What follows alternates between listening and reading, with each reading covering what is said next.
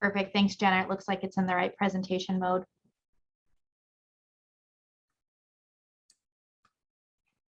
Excellent. So for those of you who are already on, if you could please type in the chat box your name, position, credentials, and which facility you are affiliated with, that would be super helpful for us for tracking for grant purposes. And if you're not from Montana, we're happy to have you here. Please let us know what state you are in as well.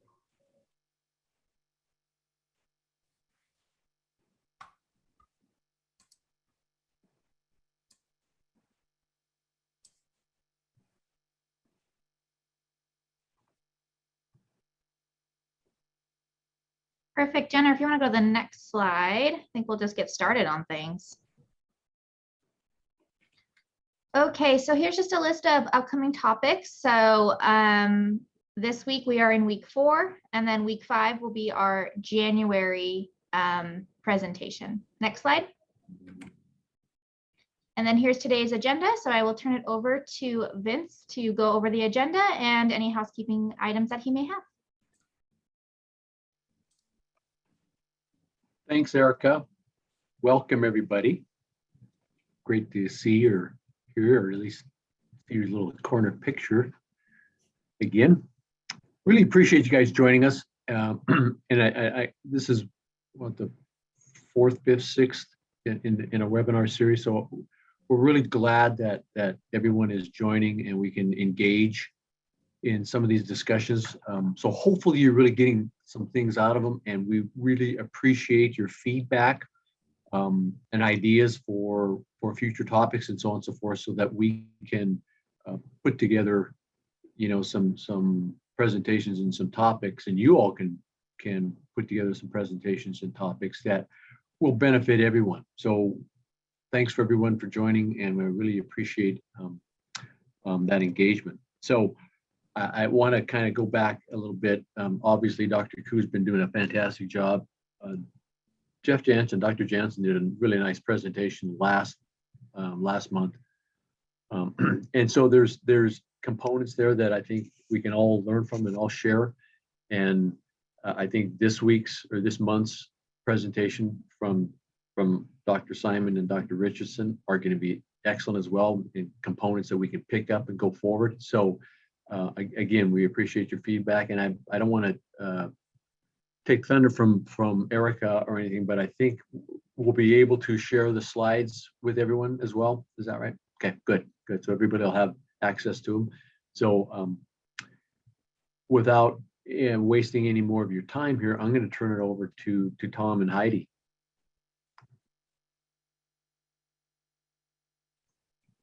And as a heads up, we're going to try something a little new this week during our discussion section. We are going to call on a facility and have you guys just kind of describe any issues that you've been going through related to AMS, or any cool projects you're working on, or just your AMS project and program in general. So just wanted to give people a heads up that we are just going to be calling people out now every week, just trying to get some discussion going. We really want your guys' feedback, because we do want to continue these webinars, but we do need your feedback to make sure that these are helpful and that kind of thing. So just wanted to give you guys all a heads up there. All right, Tom, it's all you. Cool. Can you guys see my screen okay? We sure can. You're good. And obviously got audio. Okay, awesome. Well, we'll get off and running. Hi, everybody. My name is Tom Richardson. I'm a clinical pharmacist at St. Peter's Health in Helena, Montana. I'm a board-certified infectious disease pharmacist and help support our antimicrobial stewardship program at the hospital. I'm joined with my colleague Heidi Simons today, who's actually our antimicrobial stewardship coordinator. We prepared a couple of objectives for you guys. There we go. So hopefully, I'll take the first part. It'll be a little bit more classical about procalcitonin, kind of what it is. I'm hoping to just give you guys kind of a snapshot of what evidence-based medicine says, what the literature says about the role of procalcitonin within antimicrobial stewardship guidelines, and start to paint the picture a little bit there. Just to full disclosure, there's a ton of literature out there about procalcitonin, so I'll kind of give you a little bit of my inference on some of those studies as well. tell you a little bit about how we utilize procalcitonin at St. Peter's, and then pass the torch to Heidi, who is going to give you guys some really good information of more at the patient bedside utilization and how procalcitonin may or may not help during COVID-19 as well. So to kind of start at the beginning, for those of you who aren't as familiar with procalcitonin, the concept around it is actually really cool. If you are a biochemistry nerd, if you like to dive into that stuff, the concept of the idea of it is fascinating. So procalcitonin is produced by parenchymal tissue, which is released, or parenchymal tissue is located throughout the body in just about every major organ and tissue. So what happens is whenever you have a bacterial infection come in, it's part of the cytokine storm, cytokine cascade, where procalcitonin is released as part of a natural response in the body's natural immune system. Viral infections that produce interferon gamma actually specifically inhibits the production of procalcitonin. So basically what this is saying is that procalcitonin is able to specifically locate 2 bacterial infections based on this, which again, if you can go way more in depth than what I'm giving you guys right now, kind of not doing it a good justice, but just know that there is a lot of science and data to show that procalcitonin does do a relatively good job at being specific for bacterial infections, at least at the bench side. We'll talk about the clinical aspect of that as we go on. Under normal conditions, procalcitonin is less than 0.05 in the body. In a little bit, I'll show you kind of what a procalcitonin pathway or algorithm looks like. So just keep that in your mind as a reference number.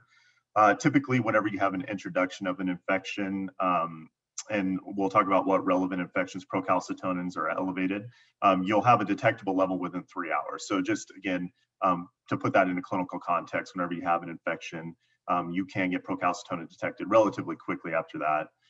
It's not like you're waiting 24, 48 hours for procalcitonin to elevate.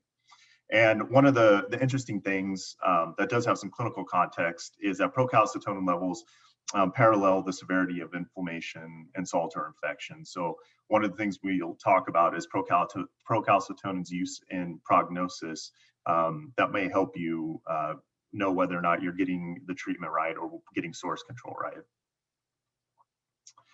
So I tried to put all into one slide some of the introductory or stated utility of procalcitonin, and then where procalcitonins fall short. So any guideline that you pick up or literature or FDA indication, the ones in bold are the ones that I think are most relevant, most interesting, and likely most supported by the literature and clinical practice. So most places that have procalcitonin really kind of hone it in around differentiation of bacterial versus viral for respiratory tract infection. So that's kind of a broad sweeping comment. You know, it's really drilling down into COPD exacerbations, community acquired pneumonia diagnosis, and as well as HAP and VAP. Determination of antibiotic duration of therapy in acute respiratory infection. So we'll certainly put this into a little bit more context, but one of the big sells of procalcitonin up front was that it helps you tailor antibiotic therapy durations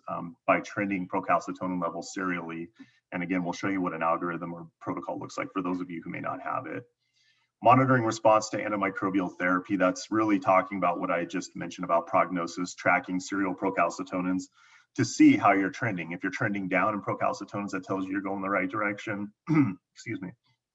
But if you trend up and your procalcitonins rise, even though you think you might have adequate source control or the appropriate infection, appropriate antibiotic therapy, that tells you something might be missing.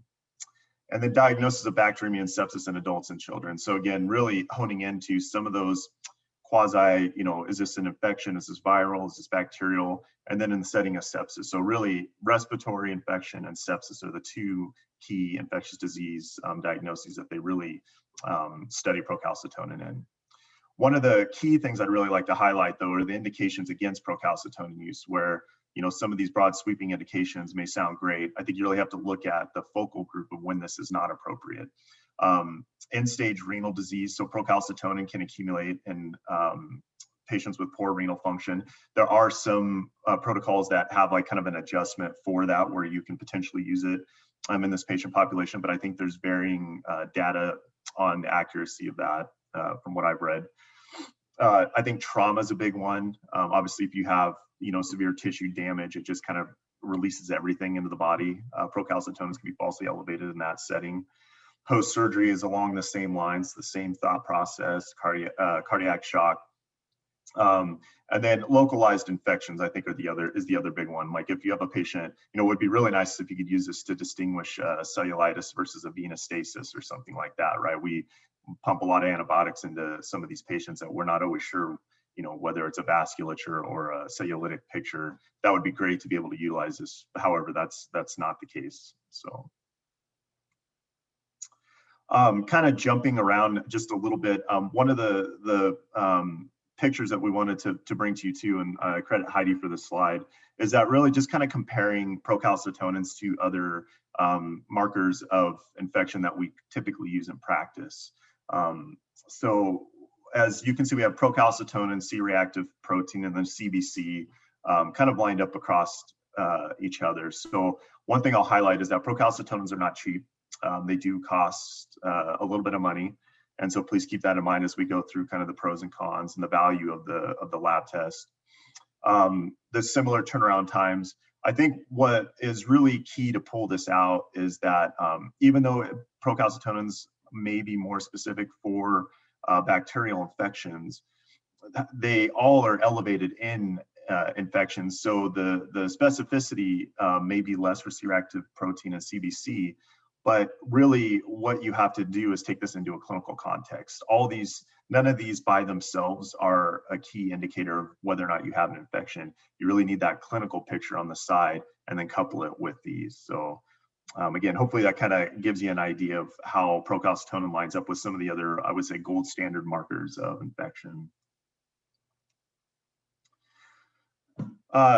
One of the key things I really wanted to bring to the group was just a review of what does the evidence say? What are guidelines saying about these procalcitonin, especially for those folks who may not have it, who are considering it, whether it's something you want to bring to your institution. For today, I brought you guys kind of 3 recommendations from 3 key guidelines. Surviving sepsis, the IDSA or ATS Community Acquired Pneumonia Guidelines, and the IDSA BAPAP. So surviving sepsis essentially says we suggest against use procalcitonin plus clinical evaluation to decide when to start antimicrobials as compared to clinical evaluations alone. So this really starts to hammer a little bit on our theme here that procalcitonin in itself is not a good diagnosis tool, that everything we do needs to be taken into a clinical context, and that procalcitonin really doesn't confer much advantage over the other traditional laboratory markers that I just discussed. So, CBC, a CRP, a lactate, fevering, those in combination with clinical judgment are not inferior to procalcitonin plus clinical judgment. As you dig into the surviving sepsis guidelines, they really dive a little bit more into that. For IDSA and CAP, so we talk a little bit more about the respiratory indications. They pose in guidelines, they kind of pose questions, which I like, but you can read for yourself that as it states, should serum procalcitonin plus clinical judgment versus clinical judgment alone be used to withhold initiation of antibiotic treatment? And in this, we recommend that empiric antibiotic therapy be initiated in adults with clinically suspected and radiographically confirmed CAP, regardless of initial serum procalcitonin level. So I think that's a pretty strong statement that says, regardless of what procalcitonin is, if you think there's clinical suspicion, if it's quacking like a duck, walking like a duck, to go ahead and start those antibiotics. Don't lean on a procalcitonin independently. And then with HAP and BAP, kind of a similar theme. They recommend using clinical criteria alone rather than using serum procalcitonin plus clinical criteria. So nothing in guidelines really jumps out as, hey, you should be using procalcitonins to hone in your diagnosis, that you're gonna have better outcomes with this lab. So hopefully that, puts that into a little bit of context.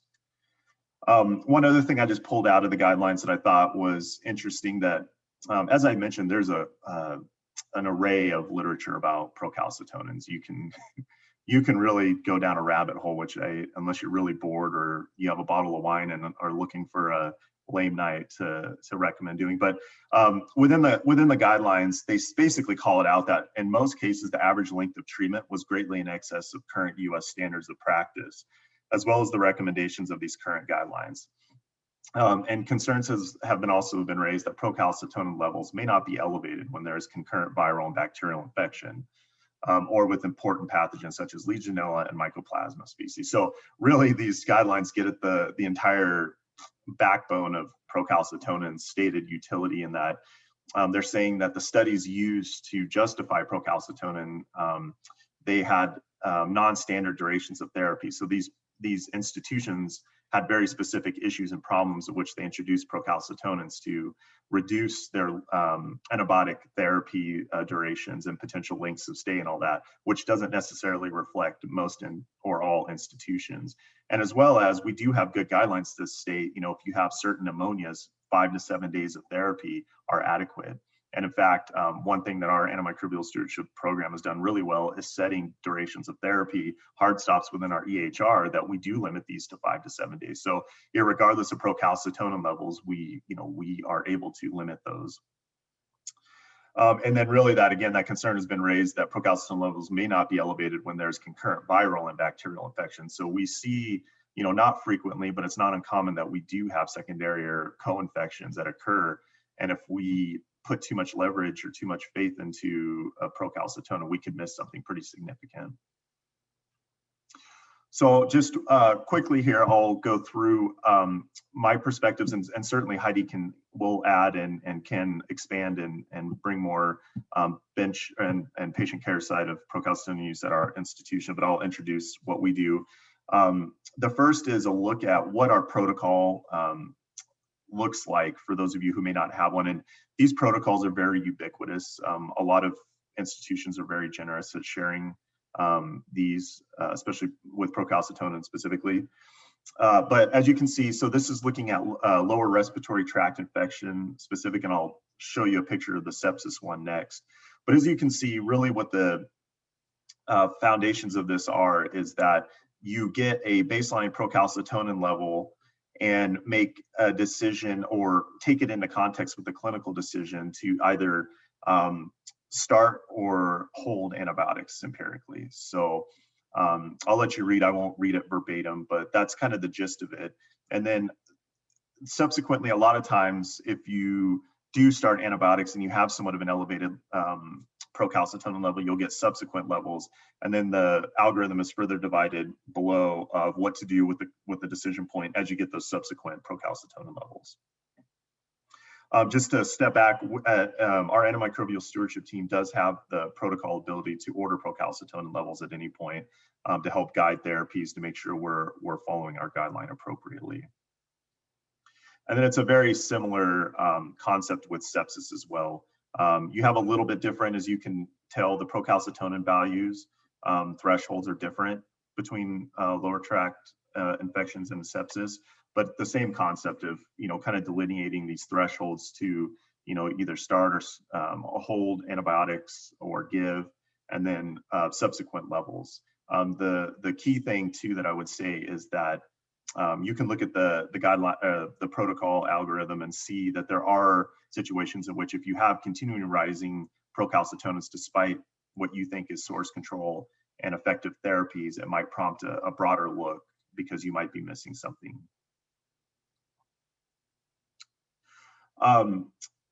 So up to that point, for those of you who have procalcitonin, this might be some pretty foundational. The one thing I would recommend for those of you who do have it is that if you haven't, do utilization evaluations on your procalcitonins. We've done, I don't know, I feel like a handful, that might be overstating it, but each time we do, we find that we're overutilizing them significantly, whether they get put auto-checked on certain provider order sets for CAP or sepsis or whatever. We find that they get completely over-ordered, and then they're used for indications as that list of indications I said they're inappropriate for. We found that they're oftentimes used to look at UTIs and skin and soft tissue infections, things like that.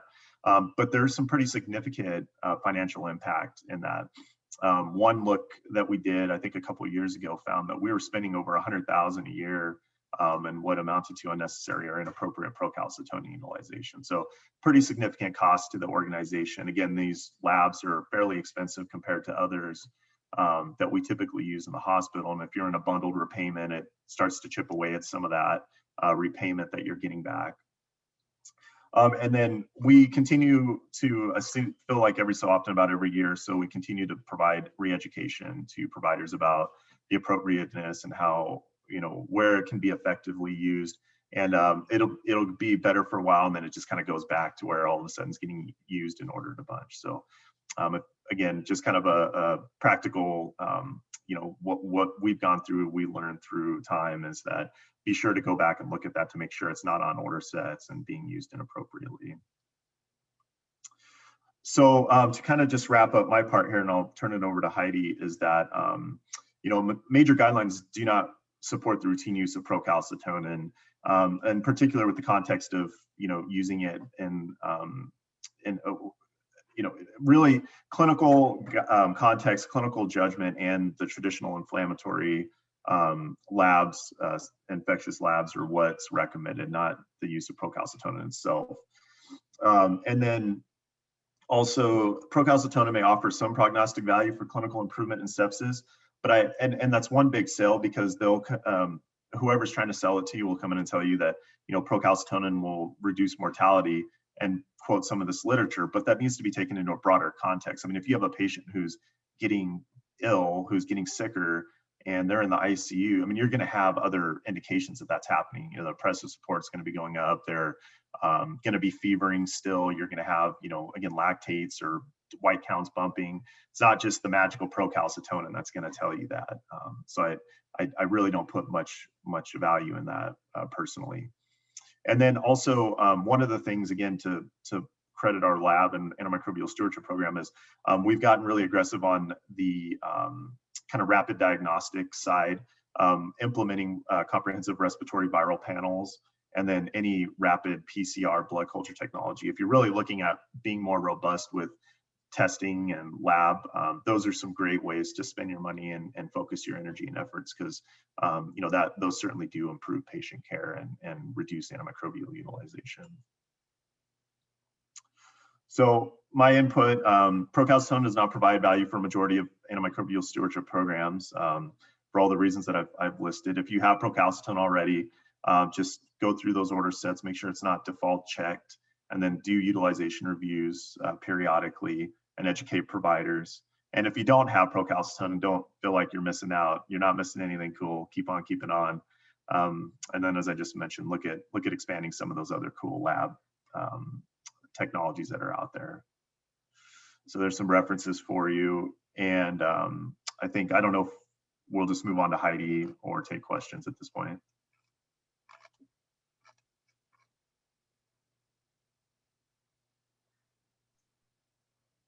Any questions at this time? Not seeing anything in the chat yet. For those of you who have not yet chatted in your information, please do so that we can track for grant purposes.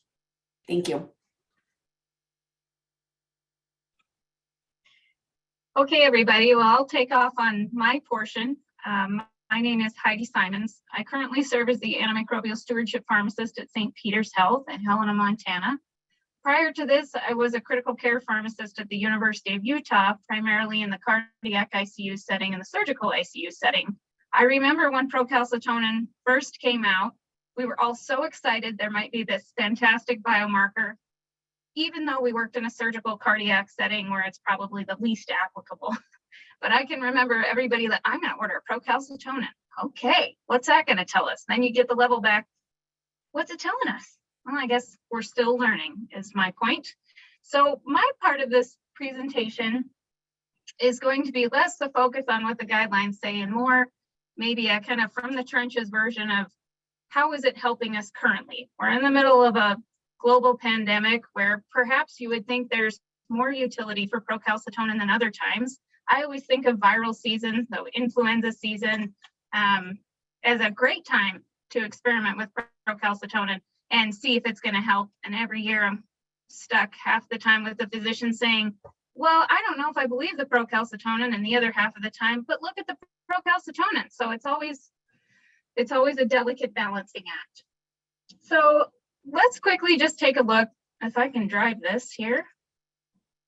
No. Jenna, am I able to drive the slides? You should be able to. Are you sharing your screen or is Tom still sharing? I don't know. Tom, are you sharing? Yes. If Tom is sharing, he needs to drive or. Okay, I can tell him to drive the slides. Yeah. Oh, You can here, go I'll to the stop. next slide, I'll Tom. stop. Oh, I stopped sharing. There we go. Sorry. All right. Well, I don't have the fancy version, Jenner, so if you can share that, then I'll get going. All right. So what I can do from my end, I think I can share. And then I think I can give you remote control. Okay. So let's try.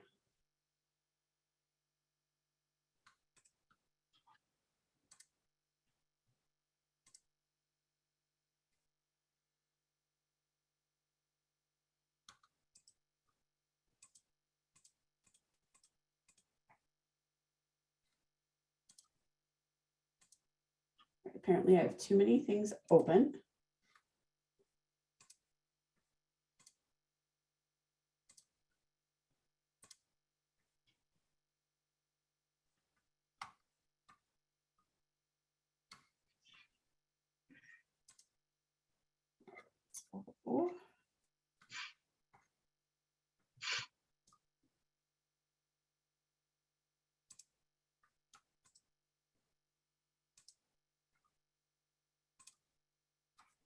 All right, Heidi, go ahead and I will just move forward as you need me to. Okay, very good. So obviously in my current role, I care quite a lot about antibiotic use at our facility, in our community, and in our state. So a big thing of what I do, I have to often explain is I'm trying to get people off antibiotics, not start antibiotics, but balance that with making sure we get antibiotics when we need them. So when I'm evaluating for a bacterial infection, I'll just say in COVID-19, but in all viral infections, I would echo something that Tom said. I can't use procalcitonin as a magic bullet to be able to tell me if somebody has an infection or not. I can use it as an adjunctive marker.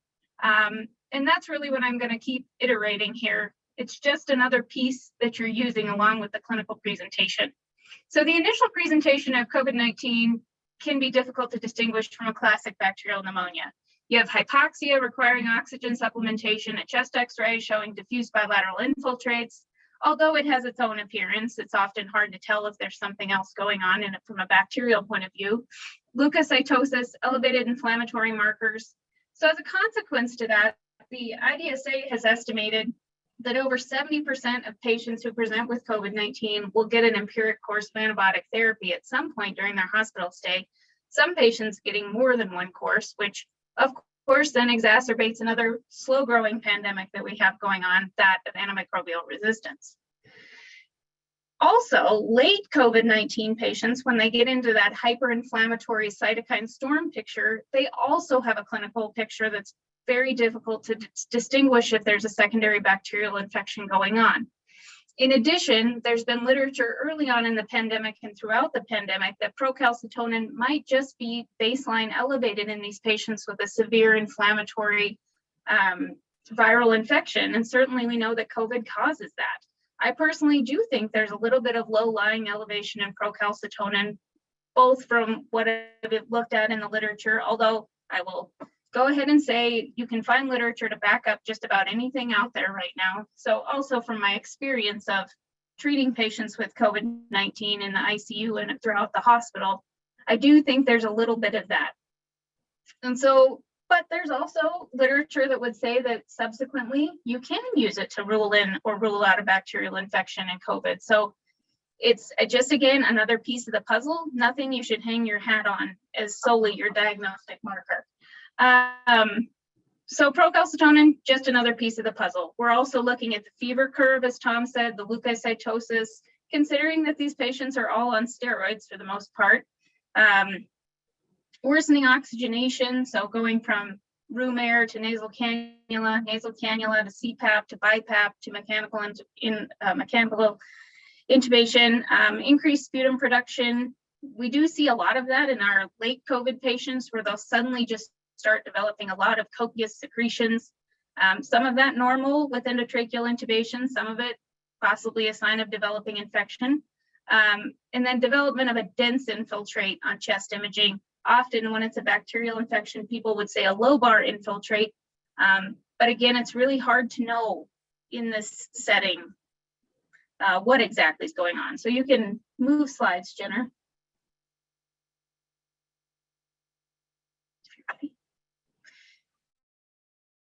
What the literature suggests, we're seeing either a bacterial co-infection or a secondary infection in patients with COVID-19. So co-infection meaning the bacterial infection was present with the viral infection at the time of admission. And primarily this would be with CAP pathogens. Secondary infection meaning a bacterial infection that develops after admission, something you would think of pathogen-wise with HAP pathogens. COVID hasn't yet proven to be one of those viral infections that has a specific bacteria associated with a superimposed bacterial infection. It seems to be that if it's an early infection, it's CAP pathogens. If it's a late infection, it's HAP pathogens to target. Some reviews suggested a large predominance of early infections with mycoplasma, but it was diagnosed via IgM. So maybe not the best way to diagnose that. But other things that we've seen certainly later have been, enteric gram-negative rods, Pseudomonas, MRSA. Early on would have been Haemophilus is one you see a lot, mycoplasma again, as I mentioned. So there's kind of a difference there between what you're talking about. But when you look at the literature out there, a systematic review of multiple studies suggested that co-infection is only present in 3.5% of patients. A secondary infection, perhaps more, particularly considering how long these patients require mechanical ventilation, with the overall proportion being only about 7% of patients that have a diagnosed bacterial infection with COVID. So that's really not that much. We can go to the next slide, Jenner. Despite that, as I mentioned before, over 70% of patients are getting antibiotics for at least 24 hours, with most of those being initiated on admission, according to the latest evaluations. The antibiotics that we're seeing used are ceftriaxone, which is a common third-generation cephalosporin workhorse agent, not just for our hospital, I would assume, but for many hospitals for community-acquired pneumonia coverage. Azithromycin, which I would say in the last 2 years has done more than its fair share of work, based on the early literature suggesting it was just helping. And then I see a lot of people coming in and getting admitted with COVID who had a Z-Pak already on the outpatient side. So that one I'm sure is getting some additional usage.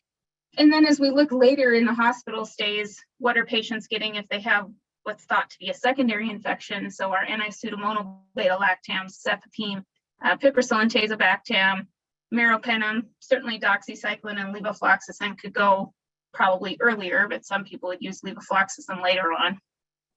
So you can see here that we're using a lot of antibiotics for what would be a diagnosed fairly low risk of infection. But again, here we have a very difficult clinical situation where people are extremely ill, a lot of emotion, and a lot of diagnostic uncertainty that I think leads to more antibiotic use. And so how do we combat that? Well, we'll talk about it. So next slide, please, Jenner. So as we all know, the impacts of inappropriate antibiotic use, it can negatively impact our patients, our hospitals, our communities, causing harmful side effects to our patients. Antibiotics are not benign. We just really have to keep in mind that sometimes we're introducing bigger problems by using them. But sometimes that's the necessary evil. When we have broad spectrum antibiotic use, it can increase the cost of the hospitalization. It can increase your hospital length of stay, especially if you get an adverse effect from your antibiotic therapy. It increases your risk for antibiotic resistance. And if they're not needed, they're not going to help. I once had a mentor tell me that antibiotics may not be useful for every patient situation, but they do have important sedative properties for patients and providers. I don't know if that's true or not, but occasionally it seems to be the case. But we all work together going forward with the best information we have. So keeping in mind the consequences of using antibiotics when you don't need them, and still, again, trying to march forward in a difficult clinical scenario. Here we go. How do we navigate that? Go ahead, Jenner. So how do I use procalcitonin in my daily work? Well, again, it's the thing I would say should neither prompt me to start antibiotics nor totally prompt me to stop it. It's nothing I'm going to hang my hat on as a lone biomarker. I use serial monitoring in conjunction with the clinical picture and the other diagnostic criteria for bacterial infection. I think something that I've really learned becoming an antibiotic stewardship pharmacist is about diagnostic stewardship. And that's about how are these lab values and tests going to help you diagnose an infection. I've had to get much sharper with understanding how infections are diagnosed so I can be part of the dialogue about how to manage and how to modify therapy with the providers. So I never use one thing to tell me something's true. I'm always looking at the whole picture. So I guess to echo what Tom would say, you know, if you're not using procalcitonin, I'm not sure it's the magic bullet again. So I don't think you're missing out, as Tom would say. But in this setting, sorry, I'm seeing a chat here. Oh, well, anyway, I'm talking here about in COVID-19, how am I using procalcitonin to diagnose either a bacterial, secondary bacterial infection or co-infection. So in general, these patients who, when they initially present with COVID-19, they probably will have an elevated CRP and a mild elevation in procalcitonin. One study suggested that if they had a procalcitonin of 0.25, it would suggest or less a negative predictive value for infection of about 81%. And this was just in COVID. And then if they had a procalcitonin of greater than 1, it would seem to rule in infection with a positive predictive value of greater than 93%. This is in contrast to general literature where I would say that procalcitonin is better at ruling out infection when it's negative. It has a higher negative predictive value, but again, people always try to apply it and make it be the thing you could hinge your hat on for diagnosis. But from my standpoint, I wouldn't use it as the primary marker. Those are guidelines you can think about, but again, I'm looking at everything all at once: oxygenation, imaging, leukocytosis, how they're just generally doing, their lab values, and all of those things. So in general, those patients early on in presentation might have a mild elevation in procalcitonin and other inflammatory markers, but they do tend to decline once things are getting better. If patients don't present with co-infection and have a secondary bacterial infection that develops later, you might see that kind of low level in, elevated procalcitonin and CRP early on, probably declines a little bit, and then it will sharply rise later on in the hospital stay when the acute infection seems to be progressing. So I'll go through 3 patient examples of things I'm seeing with our acute COVID patients. We can go to the next slide, Jenna. So we'll look at patient number 1 here. These are all current ICU patients or patients that we've seen. So patient developed a 54-year-old male admitted with acute respiratory failure due to COVID. Let's scoot this over here. He was intubated on the 23rd. You can see the top set of data there is his CBC. So you can see he started with a normal white count. As some of this elevation around the 16th may have been his steroids. Some of it just as he got sicker, and culminating in intubation on the 23rd. Interesting, and then kind of started to come back down. The middle small table is his CRP. So it was mildly elevated on presentation and then just continued to go up as he got sicker. The bottom is his procalcitonin. He presented with a negative procalcitonin. And then as time went on and he got sicker, you can see how it started to become elevated. And actually when the procalcitonin started to rise, that's when he developed persistent fevers, this rising procalcitonin, ongoing leukocytosis, and very purulent sputum and nasal production after intubation. Ultimately, we declined to start antibiotics until he started fevering, despite the small march up in procalcitonin and leukocytosis. Just again, because COVID can have that kind of effect on all of your inflammatory markers. So, and then we started antibiotics initially with cefepime, but he continued to fever. So we modified the meropenem for concern of drug fever, as well as vancomycin. So you can see here, this kind of highlights perhaps what you might see in a COVID-19 patient using procalcitonin as an adjunctive diagnostic aid. for a secondary bacterial infection. You know, when you put all those things together, seems like we made a good call there, putting antibiotics on. But again, procalcitonin, not something I'm going to hang my hat on solely. So going forward to the next patient. Go ahead, Jenner. So this is a patient a 58-year-old female who came in with acute respiratory failure due to COVID. She was intubated on the 26th. This lady, you can see the white count across the top, presented with a normal white blood count.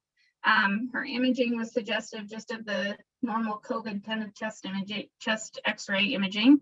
Her procalcitonin, you can see at the bottom, was mildly elevated at presentation, but there was no other evidence, no fever, no other evidence of a bacterial infection. Her CRP was pretty elevated when she got here, but antibiotics were not initiated. Interestingly, I checked today, this lady had a procalcitonin of 0.1, but had purulent secretions, lots of more secretions according to the MD, no fevers, but change in oxygenation where she had to have her vent settings adjusted overnight. Is that COVID? Is it a bacterial infection? I'm not sure. They did check a sputum sample and she had MSSA in her sputum, so they are treating despite a declining procalcitonin. So there you go. Still not sure. We're still working on how to exactly put the whole picture together. But I'm glad to hear that, you know, we took the whole clinical picture in context to put antibiotics on. That makes me feel better than hinging on just procalcitonin. Okay, next slide. And so the third patient, perhaps one with a co-infection present when they first arrived at the hospital. So this was a 65-year-old male who was admitted for acute respiratory failure due to COVID-19. He was intubated on the 16th, so shortly after he arrived. This patient presented with an elevated white count and an elevated procalcitonin. And then again, at the bottom, that would be his CRP, elevated CRP. He had chest imaging that actually was suggestive of a more dense infiltrate. And with the elevation in white count and procalcitonin, it was decided upon to treat him initially for perhaps a community-acquired pneumonia. He received ertapenem due to a medication allergy issue that prevented us from using our usual beta-lactams, as well as azithromycin for superimposed cap. How do we handle putting antibiotics on and knowing that it's a difficult diagnostic quandary? We limit durations. That's a big thing that we do, is make sure we're following evidence-based guidelines on durations of antibiotics. This gentleman did really well. He actually now has a peg and trach and is heading towards rehab and sniff. So again, we're dealing with a very difficult viral infection that presents similarly but differently in each patient. And with the concern for superimposed bacterial infection, procalcitonin is not the thing to solely guide your therapy, but it can help inform your decisions. Next slide, Jenner. So how do we maintain antibiotic stewardship with COVID-19? I kind of take it in pieces. So in my initial management, have your emphasis on diagnostic stewardship. If you think an infection is present based on all of the clinical criteria, you know, we're looking at change in oxygen requirement, which most people are going to have, evidence of an infiltrate on chest imaging. You know, this would be the diffuse bilateral infiltrates versus lobar consolidation, but sometimes you can't tell. So sometimes just have to cancel that one out. You're looking for elevated procalcitonin and a decent elevation, not just a tiny elevation. Leukocytosis, change or increase in sputum production. We're considering the entire picture. If you feel like you have most of those criteria, adding antibiotics probably is the right move. Then reassess your antibiotic therapy. This is that antibiotic timeout part. Can we de-escalate or discontinue antibiotics if we've decided that it's most likely the viral infection instead of the bacterial infection that's causing a problem? Maybe you can, maybe you can't. A lot of times we just end up treating and then setting a proper duration of treatment. So we use 5 days for CAP and 5 days for HAP. We usually do 3 days for atypical therapies like azithromycin, given the long half-life and effect of the antibiotic, unless we get something. And again, as Tom alluded to, we have a pretty advanced viral panel that'll tell us some of our atypicals, with the exception of Legionella. And for that, you look for risk factors for the most part. Although you can send the antigen off, for us, that's a send out. It takes a little while. So 3 days is kind of our standard for atypical coverage, 5 days for our typical coverage. And we monitor the patient, right? Surveillance. Keep looking at that patient. Have they gotten better? globally? Are all of your parameters, at least most of them, looking better? And then use similar steps for evaluating secondary infection. Of course, this is part of our clinicians' daily look at the patient. Do we think they're developing infection? We're trying, at the point that we're at with these COVID patients, we're trying to prevent more problems so that we can get them recovered and get them healthy. So we're always looking for that. It's always in the back of our mind, but again, it's the whole clinical picture. And this is perhaps where rapid diagnostic tests would be helpful. Our pulmonologist actually suggested, could we get one of those rapid diagnostic tests for sputum to help us more rapidly identify a potential pathogen? You know, at this point, I don't think it's really going to help us a ton, but those things are an interesting technology that we might be able to utilize more in the future. So next slide, Jenner. And just a quick plug for the duration of therapy. You know, sometimes there's nothing you can do. You have to start antibiotics, you know, but we need to be judicious about setting a duration. I hear all the time, but one more day won't hurt. Well, actually, there's some data to suggest one more day might hurt. A study in pharmacotherapy that came out in 2019, it was over 7,000 patients. These patients had a discharge diagnosis of severe sepsis or septic shock, and they received at least 1 day of cefepime, meropenem, or pip/tazo. The primary outcome was looking to see if those patients developed new resistance to any anti-pseudomonal beta-lactam greater than 3 days after initiation. What they ended up finding was that over 400 patients developed resistance at a median time to resistance detection of 17 days, but this correlated to a 4% increased risk of new resistance for each additional day of anti-pseudomonal beta-lactam. And that was statistically significant. And I think that's clinically significant. You can put a number on each additional day of therapy and see that you might be generating resistance. So kind of piggybacking off that would be my final slide, or second to final slide, I guess. This was another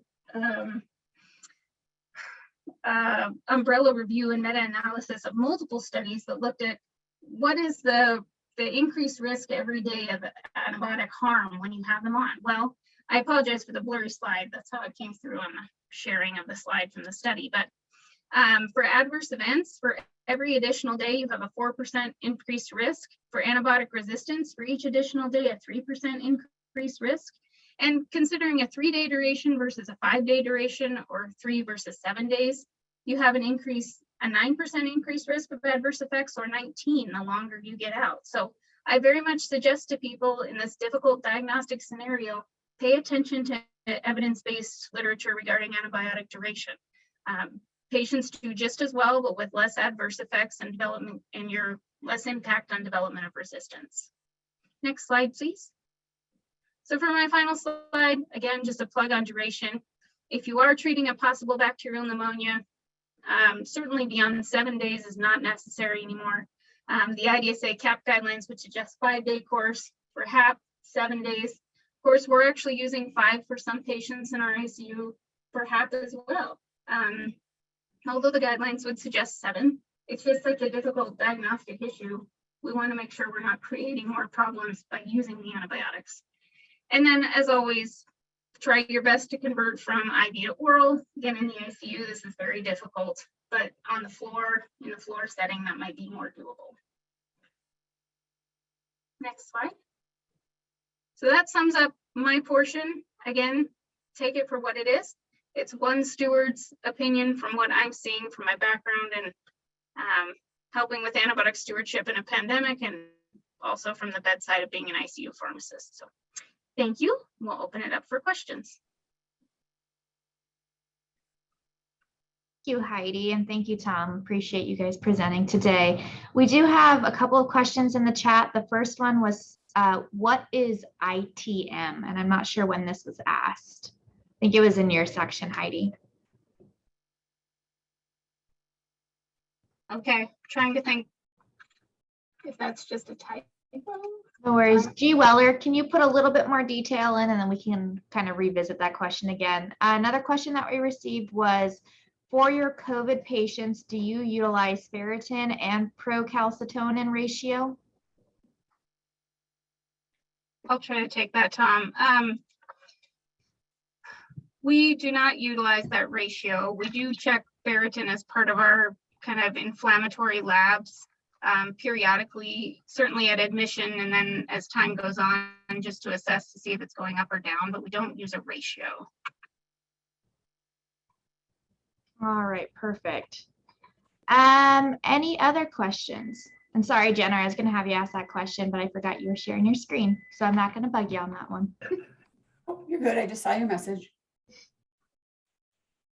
Tom and Heidi, that was a great presentation. Thank you very much. I can tell you put some work into what you do on a daily basis into that presentation. Thanks a lot for that. So I got a couple questions. I always have a question, right? Whether it's pertinent or relevant or not. But so the procalcitonin, do you ever use that as so someone's kind of chugging along and they haven't been getting any serial procalcitonins? Will you ever order or get a procalcitonin to at some point in time and say, we're going to use this to take somebody off, to stem that duration and to get somebody off antibiotic without having prior serial values of procalcitonin? Will you ever do that?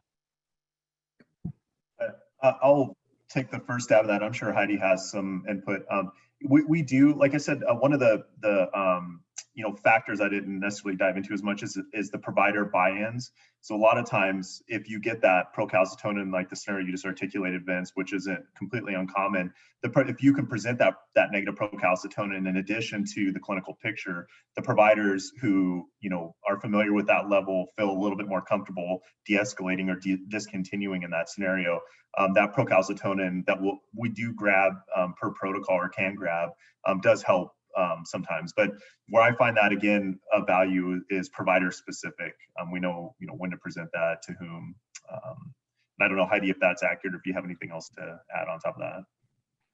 I would say that's accurate. It's provider specific, and again, it's you can feel pretty confident based on the clinical picture what you think it might be, but then you have somebody with a CHF exacerbation who has a little bit of kidney injury from that, and you're covering with antibiotics because there's a chest x-ray that's got some fluid in there, and it's hard to tell if there might be an infiltrate behind there. You think you know what you're going to see, but maybe you don't. And maybe that procalcitonin comes back at like 0.17. And for some providers, that might mean, oh man, we don't need antibiotics. And some providers really buy into that one level. So it's always a double-edged sword, but knowing your audience, certainly I always like to think of antibiotic stewardship as about 95% about developing relationships with people and understanding, their nuances and quirks and how you can work with them to adjust antibiotic therapy. So I think Tom hit it right on the head. Sometimes you can use that one-off and really get antibiotics stopped in a more expeditious way, and other times it'll lead to exactly the opposite of what you were hoping. Sure. No, good. Thank you for that. And then one other one. So you guys touched on this a little bit as well too, but maybe a little bit more in detail. So for that immunocompromised patient, what kind of value does the procalcitonin have, or does it? Does that come into your way of thinking, or your pathway to utilizing it if you have a immunocompromised patient and that immune system is kind of wrecked or it's compromised, and you're not really sure what you're going to get, or if you're going to get something that's a true positive or a true negative?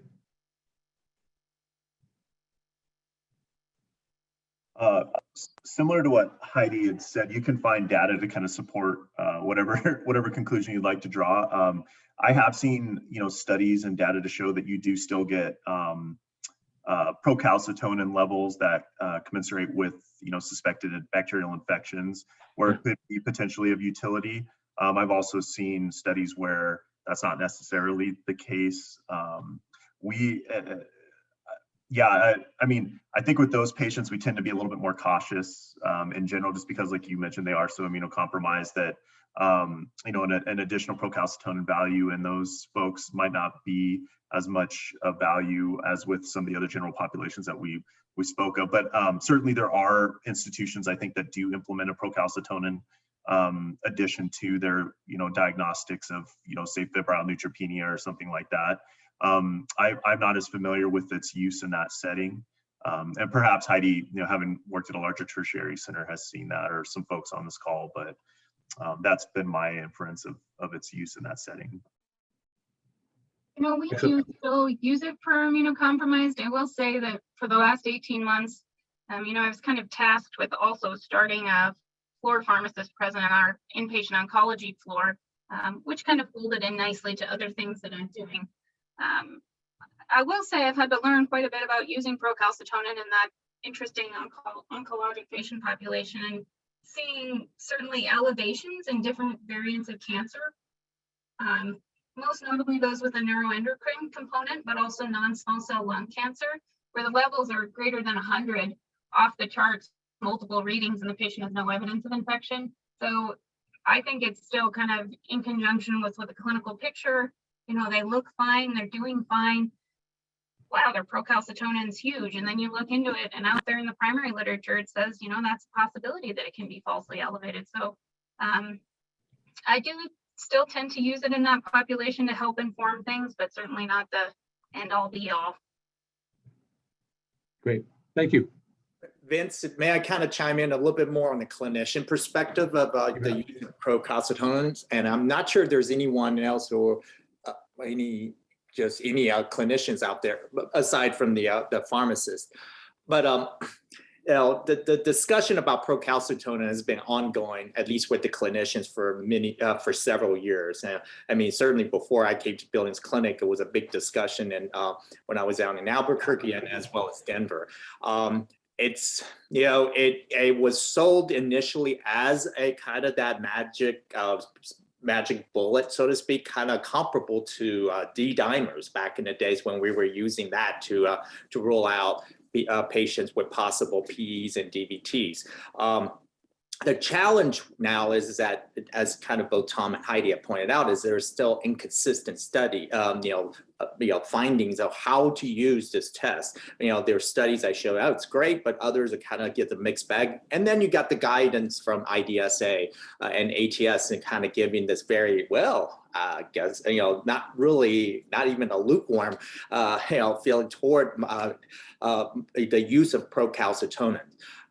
And I'm kind of throwing in here more of a practical standpoint as whether or not you're going to use procalcitonin. You probably, if you're going to include this in as part of your antibiotic stewardship practice, that you definitely want to sit down with key physician leaders to talk about, to get to promote this. Because if you're going to put this out, it's likely not going to take hold very well. Many clinicians have still haven't really. Aside from depending on when their training had been, the older clinicians probably are not going to be as readily accepting to procalcitonin as the younger ones. And a lot of the antibiotic use driving, especially with COVID-19, has been out of fear. And it's just the procalcitonin has not been, by itself, have been very successful in trying to alleviate a lot of the concerns about ongoing bacterial infections.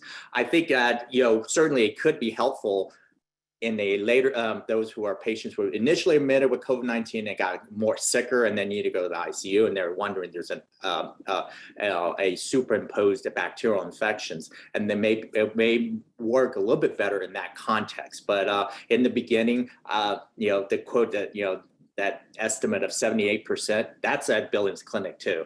I am only able to convince a handful of clinicians not to start broad spectrum antibiotics in the COVID-19 patients, because every one of them have experienced one patient with a superimposed bacterial infection. And that's their reference to why they should to continue antibiotic therapy for all of the patients. And that's really hard. And especially there's so much we don't know about COVID-19 to convince clinicians to get them guide them away from that. So, so if you want to use this, I think you definitely spend quite a bit. You should spend a lot of time, as much time as you can, to get buy-in into this, so that clinicians, that especially try to get those key physician leaders to kind of try to help promote this. And otherwise, this has just been a topic that's just been really, really hard, and and it's really hot, and we're it hasn't really taken hold. And then there's all these other issues, depending on which facility of your facility, it actually readily can get a procalcitonin level within an hour. I mean, some facilities have to send them out, so it's obviously not going to be a practical thing if it takes 2 days to get the results back. So there are all these other logistical challenges why a lot of people just not really using this marker as a stewardship tool.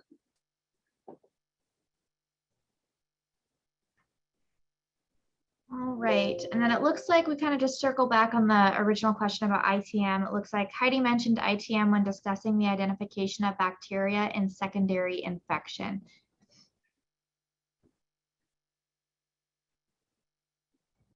Any idea on that, Heidi? We can always look at the recording again and try to figure it out. I absolutely have no idea what I said. All right, perfect. Well, we can always look back, or Greg, if you want to email me, we can look into that for you. So we are at time, surprisingly. I think today went by super fast. So once again, huge thank you to Tom and Heidi. We so appreciate you guys taking the time to present on our webinar series. And if there's any future presentations that you guys can think of, we'd love to have you back. Our next webinar is going to be on January 5th from 11 a.m. to 12 p.m. So keep an eye out for that. Any final comments from from either Vince or Dr. Q or Jenner? No, great, thanks. We, again, we encourage and want all your feedback and other topic items and so on and so forth, or anybody that is itching to present. Absolutely, let us know. And I would just say, have a great Christmas season to everybody. So I echo what Vince just said, and as I pointed out earlier in earlier webinar sessions, I am part of SHEA, so there's a lot of actually free educational sessions on SHEA. So if we're going to try to compile a list of all the emails, and I will once I could get it from Erica, I'll send you the links to kind of see if we can take advantage of those. They're free of charge as a service SHEA to a lot of those programs, or especially the critical access hospitals, and trying to getting these pointers and what you could do to kind of build and bolstered up your antibiotic stewardship program. So hopefully I can get that email out soon for y'all. Good. All right, thanks, y'all, and we'll see you next month. Bye. Yeah.